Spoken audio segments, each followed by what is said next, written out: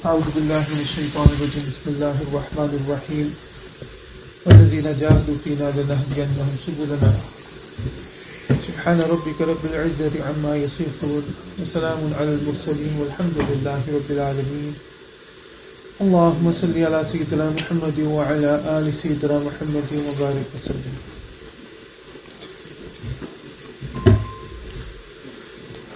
If somebody wants to make a good pizza, they have to make sure that they have all the right ingredients, and then they combine them in the right way, and then they cook them for the right amount of time, and before you know it, alhamdulillah, this magnificent pizza is in front of you.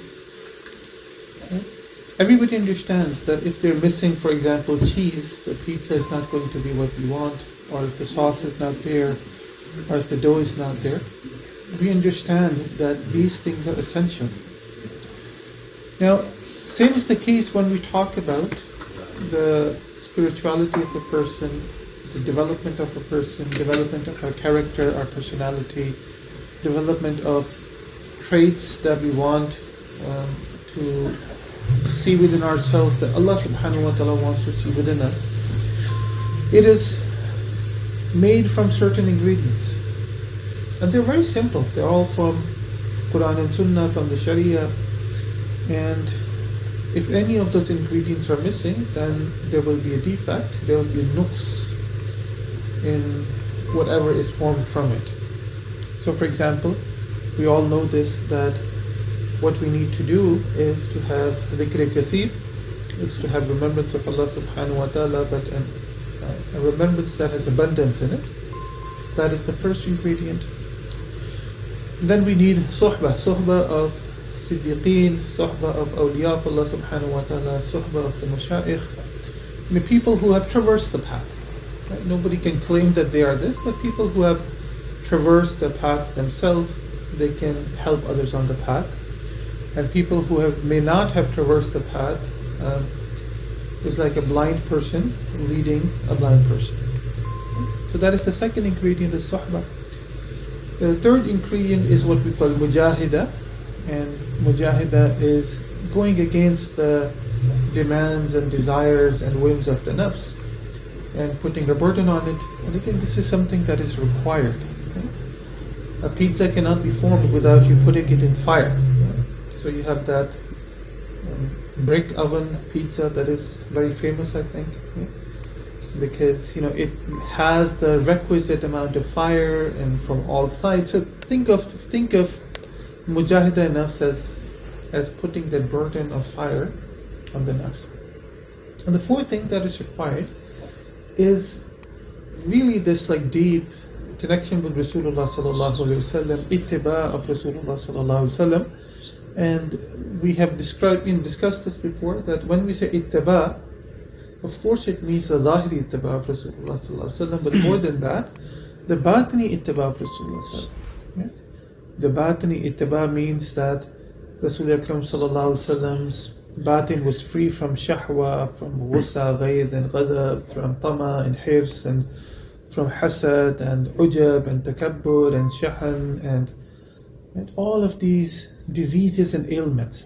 So we have to make sure that our batin is like that. And Rasulullah sallallahu alaihi wasallam batin was an embodiment of really, like some ahwal and kayfiyat. And ultimately we want a taste of those ahwal and kayfiyat within ourselves. And the third thing within that is the ikhlaqi ittiba of Rasulullah. Prophet sallallahu alaihi wasallam brought a certain way of being, right? Of mannerism, of acting, of the way he spoke, the way he conducted himself, right? Etiquette, mannerism, right? This adab of zindagi, adab-e-hayat. And so we have to inculcate those ikhlaq-e hamida within ourselves. That is probably one of the most difficult things to do. And so when you have these four things together, these four ingredients together, then it becomes very easy, fairly easy, to achieve what we call ilmul ihsan or tazkiyah or tasfiyah, develop ourselves, change ourselves, transform ourselves, mold ourselves, whatever you want to call it. And if any of these ingredients are missing, then it's just like that pizza that's missing the cheese or the sauce, and then there will be problems, right? So, for example, let's say you're not doing enough dhikr of Allah subhanahu wa ta'ala. I mean, this is something that Allah ta'ala again and again and again orders in the Quran. Literally a page goes by where Allah subhanahu wa ta'ala does not speak about dhikr of Allah. Dhikr, obviously one meaning of dhikr is Quran itself, but when we say dhikr, it is that remembrance, deeply embedded remembrance of Allah subhanahu wa ta'ala. Right? And we all know dhikr is of different kinds, whether you are used to dhikr jahri, out loud, mashallah, if you want to do that, that's fine. Dhikr lisani, dhikr with your tongue, meaning whisper, subhanallah. Right? Alhamdulillah, if you want, if you have munasbat with that, go for it. And the third one, which is called dhikr khafi or dhikr sirri or dhikr qalbi, that's another, dhikr within ourselves. وَاذْكُرْ رَبَّكَ فِي نَفْسِكَ, within your being, within your inner faculties that Allah subhanahu wa ta'ala has given, and some people have munasbat with that. Whatever dhikr that you're used to, A, you have to do it with a sense of presence, mindfulness. B, to make it effective. Right? To make it effective, you have to do it. You have to do it abundance, because dhikr kaseer is what is required. If you're sick and you take medicine, right? If you take medicine and you take it after every week rather than daily, it's not going to take effect. And if you're supposed to take like 20 milligrams and you're like, no, I'm just going to take 1 milligram, it's not going to affect you. You're not going to see the cure that you're looking for. So exactly like that, there's a certain amount of dhikr and certain consistency in dhikr that is required. اذكروا الله ذكرا كثيرا, abundance. الذين يذكرون الله قياما وقعودا وعلى جنوبهم. You need to become people who are able to remember Allah subhanahu wa ta'ala standing, sitting, and lying down. So it encompasses every state that we're in. It's ajib, right? And so we need to kind of think about this, and especially those who suffer from stress and depression and are always unhappy, are always complaining. This is such a great remedy for them. Such a great remedy. People who suffer from, like these violent attacks of thoughts all the time. This is such a great remedy for them. It's so deep. Allah Ta'ala has given us a free remedy. You don't have to go and spend hundreds of dollars and thousands of dollars in getting this remedy. This is free. Ala bi dhikrillahi tatma'innul qulub. That you're looking for that serenity, you're looking for that peace, you're looking for that solace, you're looking for that, that sakina in the heart. It is in the zikr of Allah. But again, you have to do a certain amount of it. Right? You cannot just touch it every now and then, and then ask for the effect. Ya Allah Kareem, I just did 1 minute or 2 minutes of dhikr, and how come I'm not the next Junaid al-Baghdadi rahmatullah ta'ala. It doesn't work that way. So you have to put in the effort when it comes to that. But I will tell you this, that surely the zikr does cleanse a person from inside. Zikrullahi shifa'ul qulub. Very cleansing effect. People feel that hardness. You can feel it sometimes. You can feel that there's something wrong with my heart. What is this? I've been praying for like 30, 40 years of my life, and I just don't feel anything inside. There's something wrong with my heart, that I'm supposed to be loving Allah subhanahu wa ta'ala, وَالَّذِينَ آمَنُوا شَدُّ حُبًّا لِلَّهِ, and I don't feel that. Iman comes with the halawat. Iman comes with that ruju ilallah. Iman comes with certain states and kayfiyat, and there are certain things that come with it, and I don't see any of this.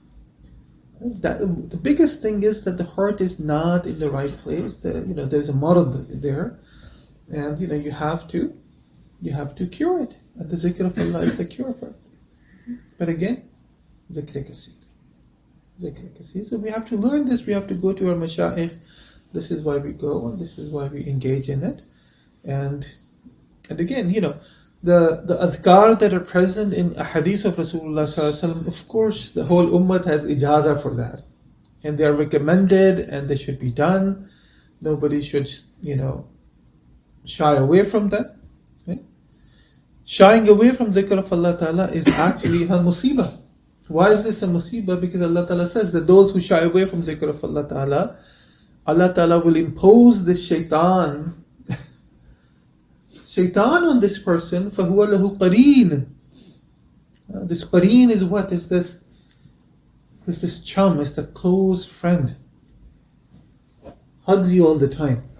Now what does shaitan do? Shaitan is the source of wasawis. One of the greatest sources of wasawis that we suffer from. Fikr ki gandagi.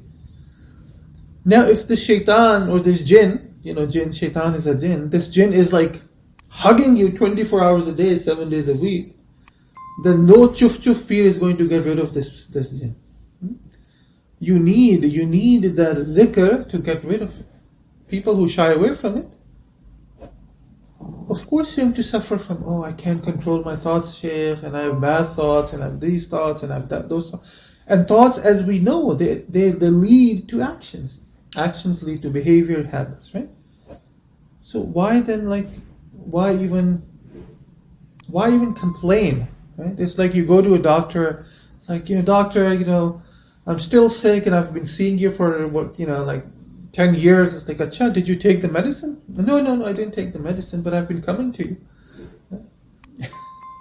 Take the medicine. You need to take that chemotherapy. That chemotherapy has to be done to get rid of the cancer.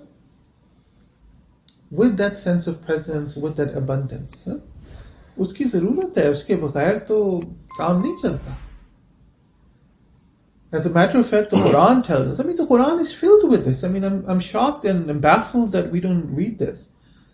It's filled with this not only encouragement, this insistence that we have to become, zakirin Allah wa zakirat, that we have to become people who do kasrat zikr.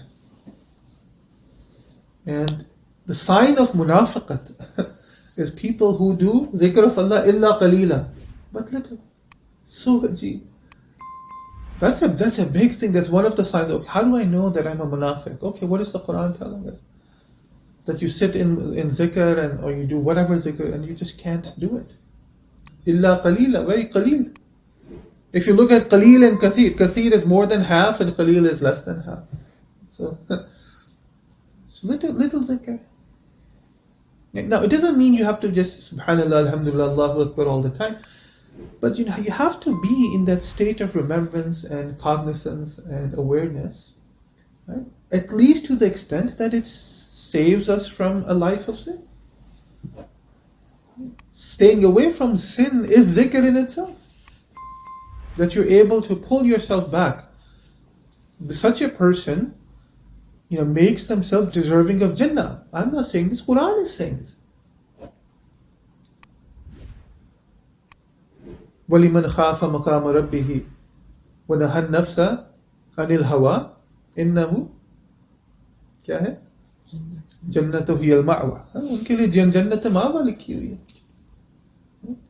अल्लाह ने लिखी है, हमने तो नहीं कुछ कहा. अल्लाह ने लिखा हुआ. Those who have this khashiyat and khawf to stand in front of Allah subhanahu wa ta'ala, and they pull their nafs back. And how do you pull yourself? By remembering Allah. Right? If you're doing something wrong and all of a sudden you remember your Abu is standing there with this danda, right? You're going to pull yourself back. And that is the remembrance. That is the remembrance, that pulls you back from a life of sin.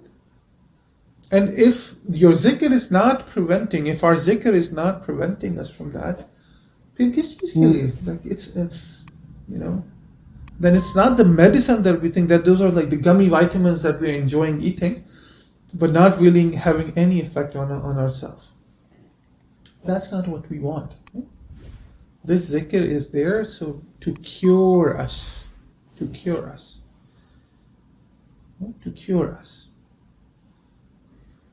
तो इस चीज़ की तरफ तवज्जो देने की ज़रूरत है.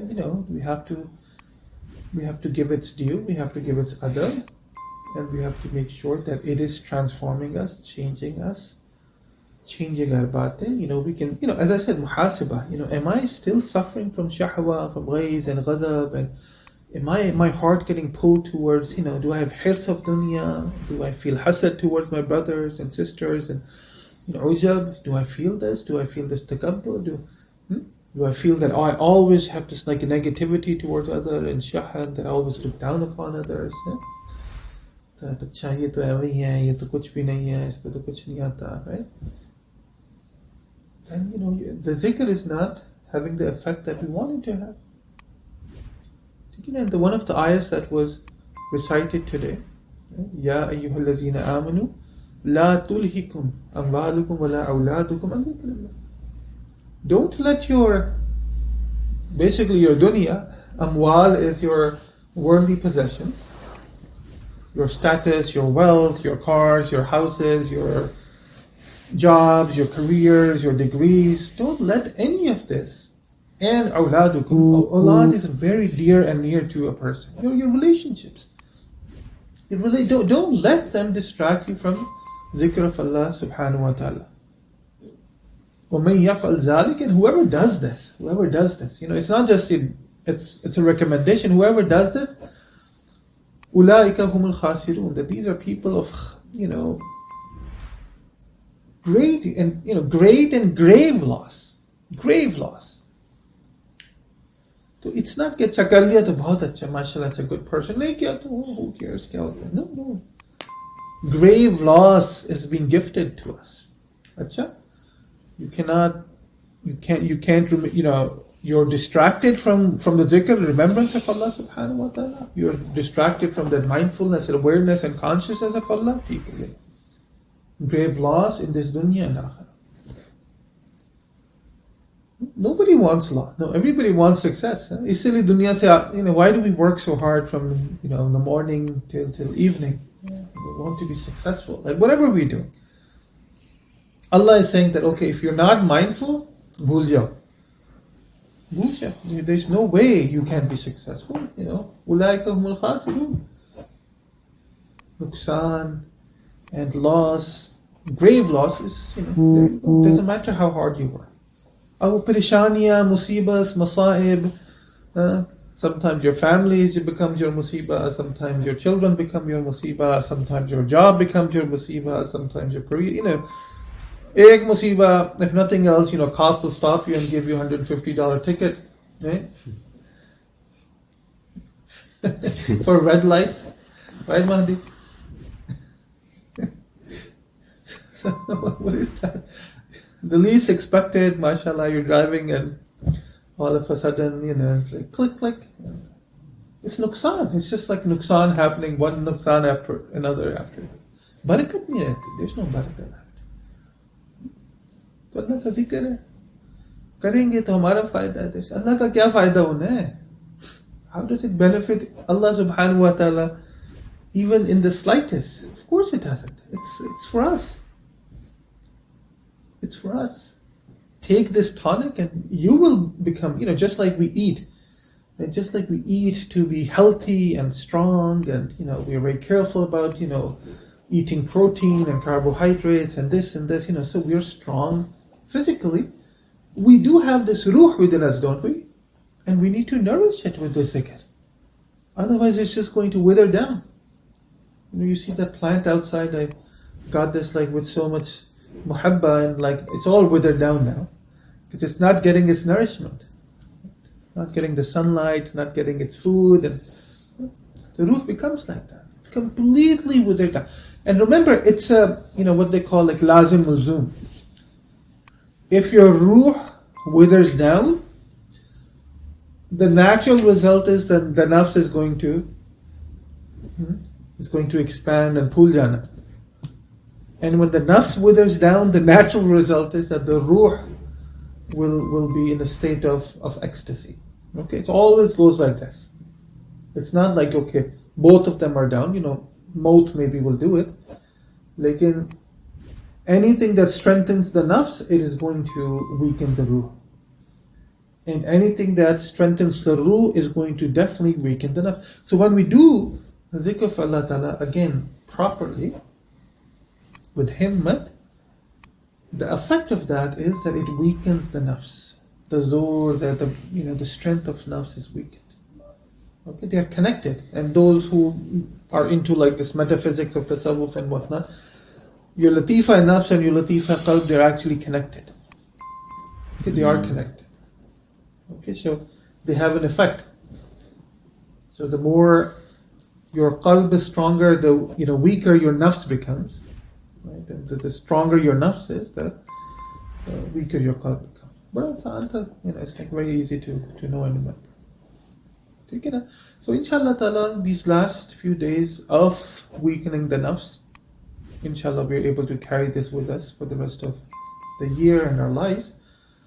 We should focus on this. Like, how do I control my nafs? How do I not let it control me?